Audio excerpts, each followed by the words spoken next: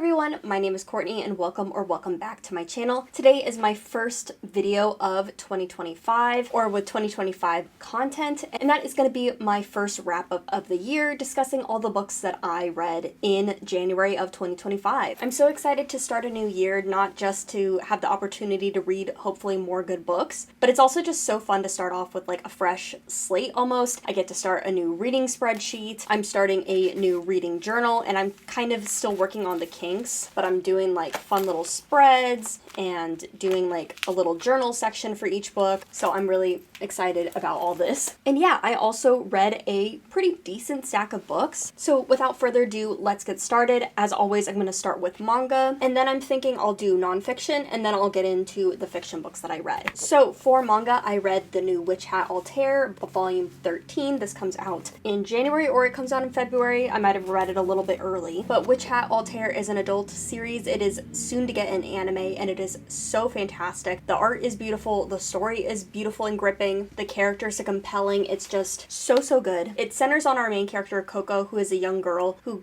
gets into the world of witches and witchcraft, which isn't something that's supposed to happen. Normal people are not supposed to be able to do witchcraft, and so there's certain reasons why Coco is able to use magic, which the series gets into. But just know that like this story just captures something. It's just so excellently done, and just the style and the world are so excellently done. It's a little bit darker than it might appear, but again, those themes, those moments are just so good. Highly recommend. One of my favorite things that I've been reading. And the other manga I read is a reread for me, and that is Apothecary Diaries volume 1. I have a Barnes & Noble exclusive edition right now with a different cover, which is stunning, but it also has some colored pages at the front. And I'm a sucker for whenever we get colored pages, because it's not as common in the US as it is in Japan, as it is in a couple other countries. So it is, for the most part, a pretty exclusive thing where you get these nice glossy pages like that. And since this is one of my favorite series, I decided why not. This is a historical fiction style murder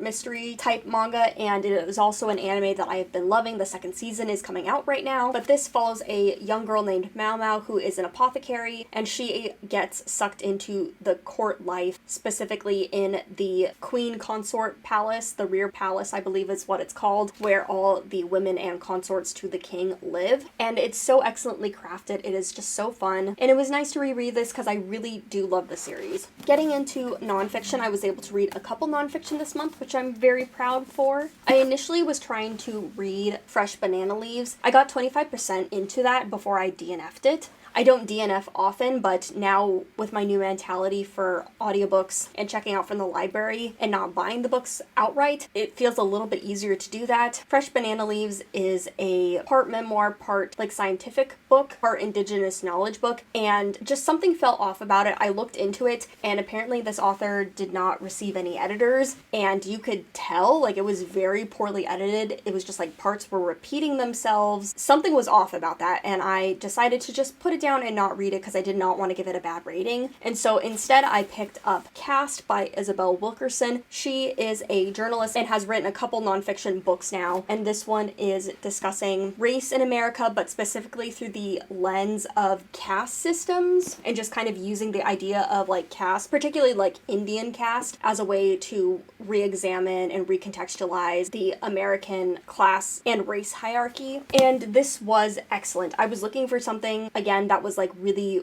well executed, just because like you are a very, I'm trying not to compare it to Fresh Banana Leaves because I feel like that's really faulty, but you can be a good researcher, you can be like a good scientist and stuff, but that doesn't necessarily make you a good writer. And reading something from somebody that is a really excellent writer, just, I was so drawn in from the first page of this book. Her narration style, I want to read her journalism, I want to read more of her work. It was just really excellently done. And like for a 400-page novel that has like a lot of statistics and stuff, it was really compelling. She's really good at what she does. And I'm excited to hopefully keep up reading nonfiction this year, because every time I pick up something, for the most part, I really like it. I just need to read more of it because I do really enjoy it and learn a lot from it. So yeah, that was my first nonfiction of the month. And then I also went back and finished On Tyranny by Timothy Snyder, and this is basically 20 lessons to kind of practice in your everyday life, especially in the face of tyranny, which, you know, I definitely recommend all American citizens should read this and learn from this. It was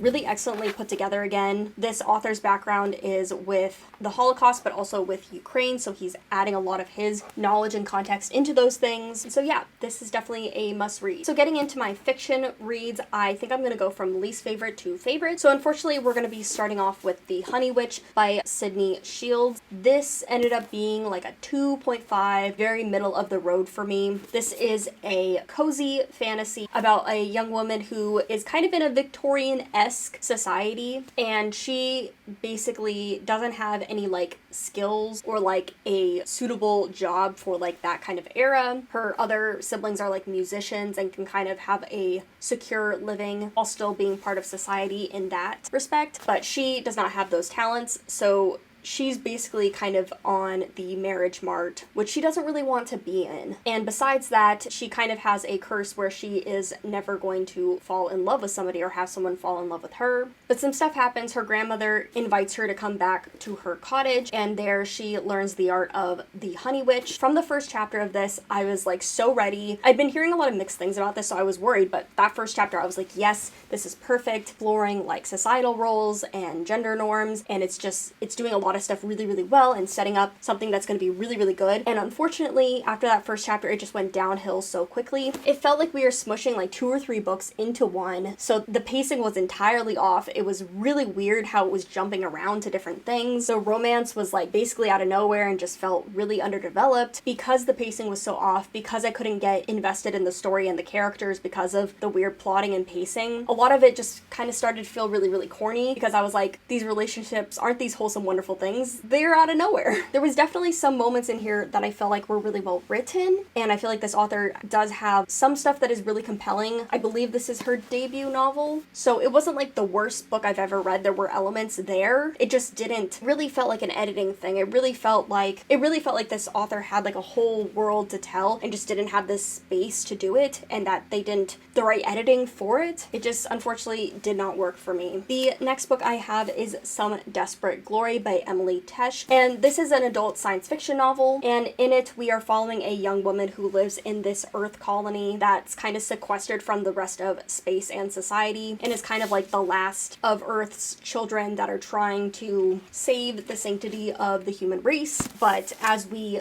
see more of this world and the society, our character, who is very close-minded and very much about her society, is kind of getting forced into the greater space world and kind of realizing that a lot of her viewpoints are really colonial and imperialistic, that she's been taught a lot of lies, and it's her kind of deconstructing what she's been taught. There is a lot that worked in this novel. I feel like it worked really well. The characters were compelling. The rompiness, the adventure part really worked, but it didn't work for me. This book also deals a lot with like time travel and like alternate universes and multiverses, and that is just a thing I don't really enjoy. It has been done well that I've liked it, but it's very rare. It's just not my cup of tea. It doesn't really become important till the second half of the novel, but it was well done. It just, for me, it didn't work. It really ungrounded the story and made things feel like they had less stakes. I felt like this could have gone the Becky Chambers route almost and just been like a careful, soft deconstruction, but this wanted to be an action adventure story, and that's what it did. So I can't fault it for that, for not being what I personally would have done. So this is like a 3 stars for me. It's solid, it's good, I would recommend it. It just, again, it didn't fit my personal taste, which is a me problem. And the final book that I read this month, and my favorite book that I read, is gonna have to be Weird Sisters by Terry Pratchett. This is the first book in the Witches series. Technically not the first, but like the one you're supposed to start with. And this is kind of a fun retelling of the Scottish play, really focusing in on those 3 witches. The mother, maiden, and crone figure, they're just very full of personality. In this book, the Shakespeare kind of element is that